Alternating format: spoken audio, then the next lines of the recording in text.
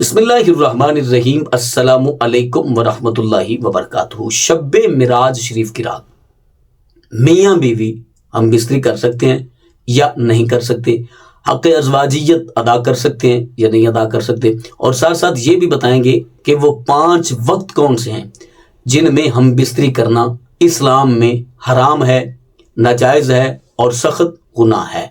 उन 5 वक्तों का भी जिक्र करेंगे, लेकिन उससे पहले गुजारिश है कि अगर आपने अभी तक मेरा चैनल सब्सक्राइब नहीं किया तो इस चैनल को करें सब्सक्राइब और बेल आइकन को दबा लें ताकि इस तरह की लेटेस्ट और नई नई वीडियोस आप तक बआसानी और बर वक्त पहुंच सके।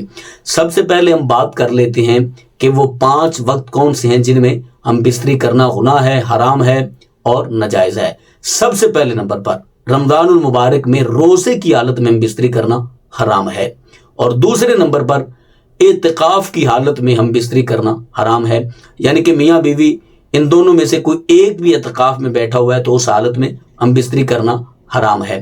तीसरे नंबर पर हैज़ की हालत में हम बिस्तरी करना हराम है, यानी कि मेंसेस जो ख़वातीन को आते हैं उस हालत में हम बिस्तरी करना हराम है।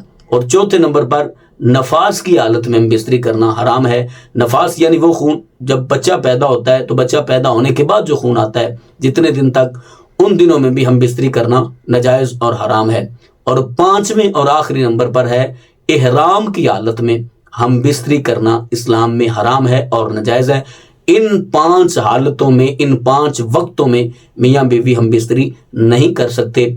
इनके अलावा जब चाहें, जिस वक्त चाहें हम बिस्तरी कर सकते हैं। इस्लाम ने क़तई तौर पर भी मुमानात नहीं फरमाई, यानी कि मना नहीं फरमाया, जब चाहें हम बिस्तरी कर सकते हैं। तो मुझे उम्मीद है कि आपकी ये जो प्रॉब्लम थी, ये जो परेशानी थी वो हल हो गई होगी। अपना अपनी फैमिली का बहुत सारा ख्याल कीजिएगा। अल्लाह ने के मान।